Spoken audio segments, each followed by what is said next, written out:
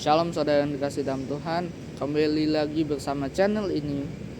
Dan kita akan terus belajar bagaimana Tuhan senantiasa berbicara kepada kita melalui setiap ayat Alkitab yang kita baca, melalui setiap pertemuan rohani, melalui ibadah, melalui doa saat teduh. Dan pada saat ini kita akan kembali mendengarkan sedikit dari firman-firman Tuhan. Dan kita terkhusus pada hari ini kita akan belajar tentang bagaimana hak dan martabat manusia itu benar-benar Tuhan Yesus perjuangkan di sini. Amin. Tapi sebelum kita memulai renungan pada pagi hari ini, marilah kita bersatu hati, kita berdoa agar kita bisa meresapi setiap dari firman-firman Tuhan ini. Marilah kita berdoa. Allah Bapa yang bertata di kerajaan surga, Allah yang Maha Kuasa, terima kasih Bapa. Terima kasih atas hari ini kembali kami diberi kesehatan Tuhan, atas anugerah-Mu, atas kesehatan, udara yang segar, hari yang cerah, cuaca yang cerah, semuanya karena kemurahan tangan Tuhan. Bapa, sebentar kami ingin mendengarkan renungan firman-Mu Tuhan.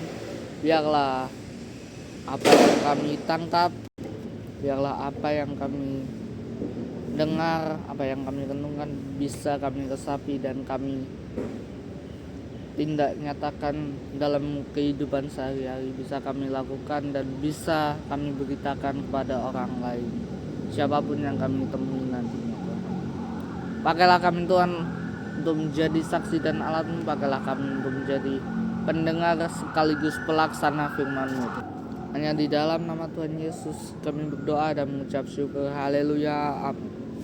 Shalom saudara yang dikasih dalam Tuhan. Kembali lagi kita akan mendengarkan renungan firman Tuhan. Di sini saya akan membawakan ayat yang cukup singkat, tetapi memiliki banyak makna di dalamnya, memiliki banyak arti yang akan Tuhan sampaikan pada kita. Di sini saya ambil dari Markus pasal yang ke-12, ayat yang ke-13 hingga yang ke-17. Demikianlah firman Tuhan. Kemudian disuruh beberapa orang Farisi dan Herodian kepada Yesus untuk menjerat Dia dalam suatu pertanyaan. Orang-orang itu datang dan berkata kepadanya, "Guru, kami tahu Engkau adalah seorang yang jujur dan Engkau tidak takut dengan siapapun juga, sebab Engkau tidak mencari muka, melainkan dengan jujur mengajar jalan Allah dengan segala kejujuran. Apakah diperbolehkan membayar pajak kepada kaisar atau tidak? Haruskah kami bayar atau tidak?" Tetapi Yesus mengetahui kemunafikan mereka, lalu berkata kepada mereka, "Mengapa kamu mencobai aku? Bawalah kemari suatu dinar supaya kulihat." Lalu mereka bawa, maka Ia bertanya kepada mereka, "Gambar dan tulisan siapakah ini?" Jawab mereka, "Gambar dan tulisan kaisar." Lalu kata Yesus pada mereka, "Berikanlah kepada kaisar apa yang wajib kamu berikan kepada kaisar, dan kepada Allah apa yang wajib kamu berikan kepada Allah." Mereka sangat heran mendengar Dia. Oke, saudara yang dikasih dalam Tuhan, di ayat yang singkat ini kita akan belajar membedah satu persatu dari ayat yang pertama hingga ayat yang terakhir. Ayat pertama, ayat 13 dikatakan, kemudian disuruh beberapa orang Farisi dan Herodian. Di sini orang Farisi dan Herodian adalah suatu kelompok atau orang di masa itu yang sangat terpandang, entah terpandang secara sosial, secara ekonomi, maupun secara agama. Mereka sangat pintar, sangat niat menelusuri setiap Taurat. Di sini ada kemiripan juga ya dengan ahli-ahli Taurat. Dan di sini orang Farisi, Tuhan Yesus pernah katakan bahwa janganlah kamu menjadi orang Farisi atau ahli-ahli Taurat, karena mereka berdoa supaya mereka dilihat orang. Nah, di sini disebutkan ada orang-orang munafik yang datang pada Yesus. Beberapa orang Farisi dan Herodian kepada Yesus untuk menjerat dia dengan suatu pertanyaan. Amin. Di sini di ayat yang pertama, di sini kita bisa belajar bahwa ada saja pencobaan-pencobaan atau ada saja orang-orang yang berusaha menyesatkan kita, saudara. Semakin kita dekat sama Tuhan, iblis akan semakin mencari cara gimana sih biar kita jauh daripada Tuhan, gimana biar kita jatuh dalam dosa dan jatuh ke tangan iblis. Salah satu contohnya adalah ini. Iblis memakai orang Farisi dan orang Herodian untuk menjebak Yesus dengan suatu pertanyaan, di mana pertanyaan itulah yang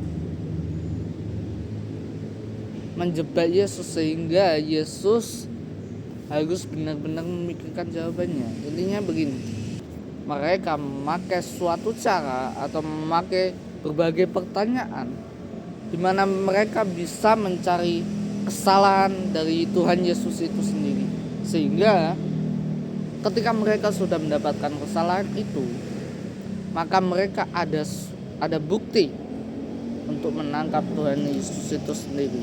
Sama dalam kehidupan kita, saudara. Ketika kita semakin dekat sama Tuhan, ketika kita semakin rajin baca Alkitab, semakin rajin berdoa, rajin bergereja, semakin rajin membangun ikatan rohani, maka pasti ada cara yang dipakai iblis untuk menghancurkan kita, saudara. Lewat masalah kita, lewat salib kita, lewat tantangan kita. Tetapi kita akan berbicara di ayat-ayat selanjutnya bagaimana masalah-masalah itu atau pencobaan-pencobaan itu harus kita lalui. Amin. Ayat yang 14. Orang-orang itu datang dan berkata padanya, "Guru, kami tahu engkau adalah seorang yang jujur dan engkau tidak tahu kepada siapapun juga. Sebab engkau tidak mencari muka, melainkan dengan jujur mengajar jalan Allah dengan segala kejujuran." Stop sampai di sini, saudara. Di sini mereka mengatakan bahwa Yesus adalah seorang yang jujur. Ini adalah suatu hal yang bisa menjadi suatu suatu teladan bagi kita, di mana ketika kita memberitakan firman Tuhan atau melayani Tuhan, itu haruslah dengan jujur, saudara. Karena apa? Ketika kita jujur dan itu hanya untuk kemuliaan Tuhan, maka kita tidak akan memandang muka. Di sini dikatakan sebab engkau tidak mencari muka. Ini mau bilang kepada kita bahwa ketika kita punya hati yang jujur, hati yang tulus untuk semuanya itu untuk kemuliaan Tuhan, maka kita tidak ada niat terselubung atau niat di sebalik, tetapi kita benar-benar melakukan tulus hanya untuk Allah. Karena kita tulus melakukan untuk Allah, maka tidak ada kesombongan, tidak ada pembelaan diri, tidak ada pembenaran diri yang menyatakan bahwa gini loh, aku bisa melayani Tuhan, aku bisa ikut musik mimpin gereja, aku bisa memberitakan firman Tuhan sebagai pendeta, hebatnya aku. Nah, itu yang bahaya, saudara. Jadi poin di sini, kejujuran dan kerendahan hatian itu yang sangat diperlukan dalam pemberitaan firman Tuhan, yang sangat diperlukan dalam segala hal rohani yang berhubungan dengan Allah itu sendiri. Pelayanan, pemberitaan, penyembuhan dan lain sebagainya itu harus dengan jujur, tulus dan rendah hati. Ketika kita memiliki sifat-sifat itu, saudara, kita tidak lagi menggunakan kekuatan manusia kita, tetapi ketika kita rendah hati, kita semakin menyadari, thank you God, terima kasih Tuhan, Engkau telah memakai saya sebagai alatmu, Engkau telah memakai saya untuk memberitakan firman kebenaran-Mu pada jemaat-jemaat-Ku. Engkau telah memakai saya untuk menguatkan teman saya, menguatkan siapapun juga yang saya temui yang mungkin dalam kondisi yang buruk. Amin.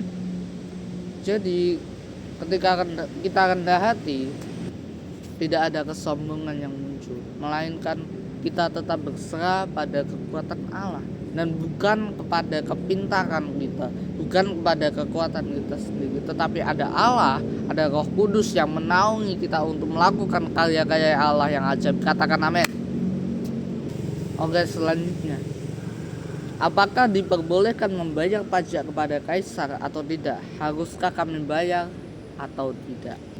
Saudara yang dikasihi dalam Tuhan, sebelum kita memaknai dari pertanyaan ini, kita harus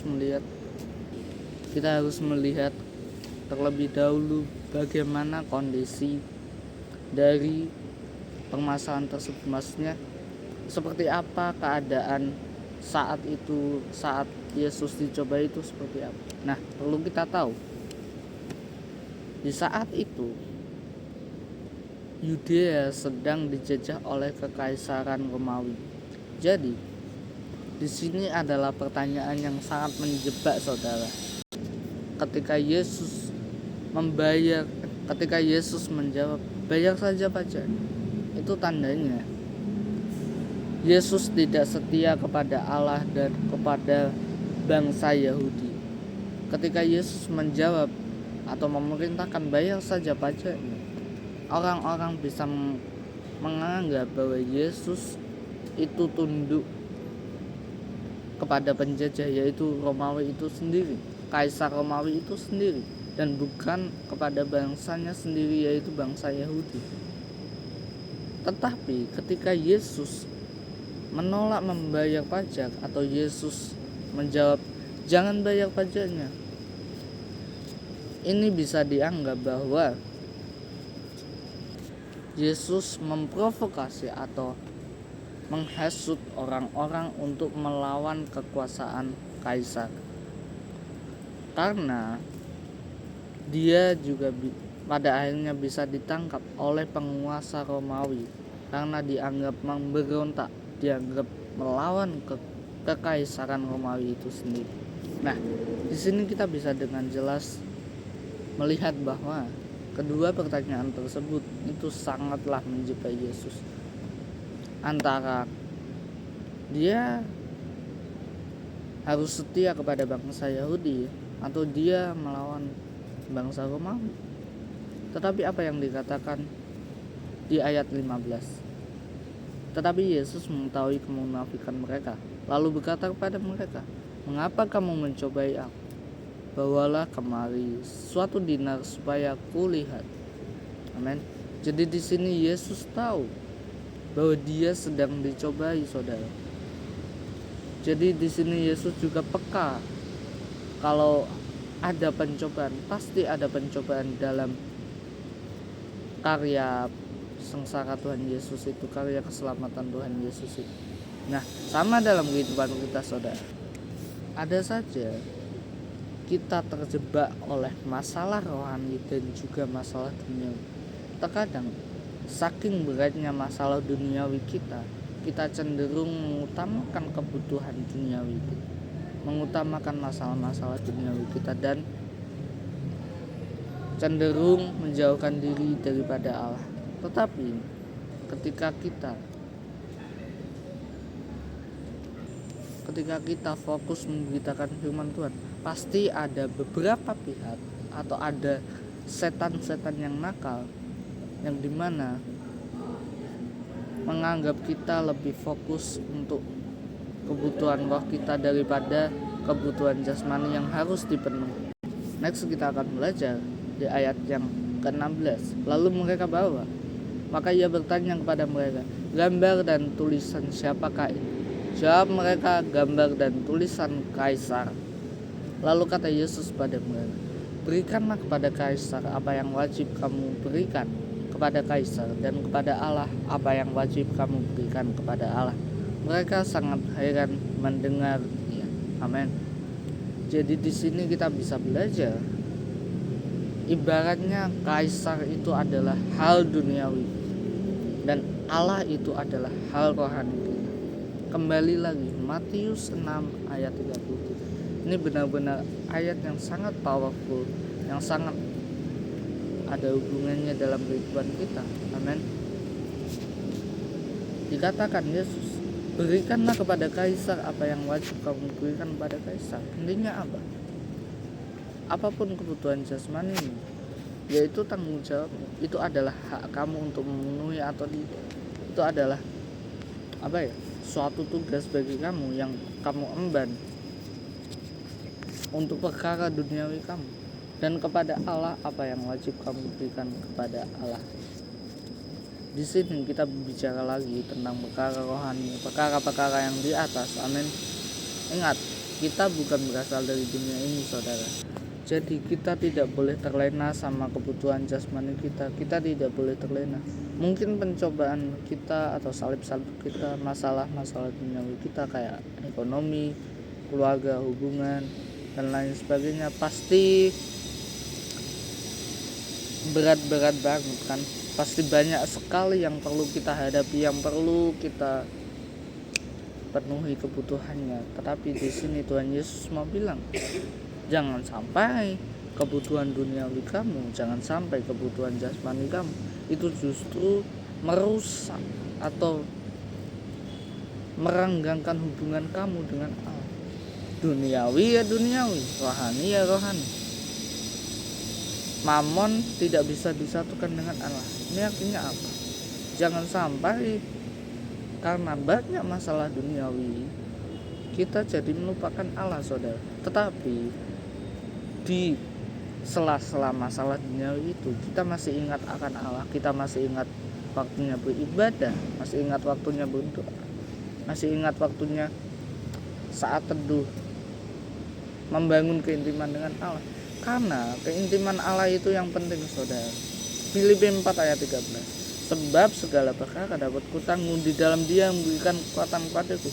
Jadi ketika kita tetap mengutamakan Tuhan, tetap membutuhkan Tuhan di sela-sela perkara duniawi kita, maka kita juga akan yang diberi kekuatan, kita juga akan diberi kekuatan untuk menghadapi segala perkara-perkara entah secara duniawi maupun secara rohani. Jadi pesan kali ini, saudara, tetaplah jujur dalam pemberitaan firman Tuhan, dan benar-benar tulus itu hanya Tuhan dan bukan berasal dari pengetahuan kita. Hanya Tuhan yang berbicara. Kita adalah sebagai alat, hanya sebagai alat Tuhan untuk menyampaikan apa sih maksud daripada Tuhan kepada umat-umat. Kita hanyalah sebagai manusia biasa yang tidak bisa melebihi pengetahuan Tuhan, tetapi Tuhan bisa memakai kita siapapun itu untuk memberitakan firman Tuhan, untuk menyebarkan benih cinta kasih itu pada sesama. Maka jangan menjadi pendengar firman juga, jangan menjadi pendengar firman doang, saudara. Jangan cuma mendengarkan firman Tuhan, tetapi juga menjadi pelaku-pelaku firman, di mana kita juga dipakai menjadi alat Tuhan untuk menyampaikan apa sih yang Tuhan mau daripada kita, apa sih yang Tuhan mau bagi orang lain yang kita kenal maupun orang yang membutuhkan. Amin. Semakin kita dipakai, semakin kita bisa memenangkan jiwa, dan semakin kita bisa berbuah, dan itulah yang akan menjadi bukti kesetiaan kita sama Tuhan. Di dalam pencobaan ini, apakah kita tetap setia berharap sama Tuhan, apakah kita tetap setia membela iman kita, tetap setia berdoa sama Tuhan atau tidak. Marilah kita berdoa. Allah yang Maha Kuasa Tuhan, terima kasih Bapa atas anugerah-Mu, atas renungan pada hari ini. Kembali diingatkan Tuhan, agar kami harus dengan ketulusan hati melayani Engkau Tuhan, semata-mata karena Engkau, semata-mata kami melakukannya dalam nama Tuhan Yesus. Dan jangan biarkan kami ditutupi oleh pengetahuan kami, oleh keinginan daging kami, keinginan mata keangkuhan itu. Tapi biarlah kami tetap rendah hati untuk melayani Engkau, tetap rendah hati untuk menjadi saksi dan alatmu. Tetap rendah hati dalam melakukan setiap dari perintah-perintahmu, dari firman-firman-Mu gitu. Dan ajarilah kami juga untuk tetap mengutamakan kebutuhan rohani kami Tuhan. Di sela-sela masalah duniawi kami Tuhan, kami percaya bahwa kami tidak akan sia-sia menunggu janji-janji, menunggu jawaban-Mu, menunggu Engkau membukakan jalan bagi kami. Terima kasih Bapa. Hanya di dalam nama Tuhan Yesus kami berdoa dan mengucap syukur. Haleluya. Amin.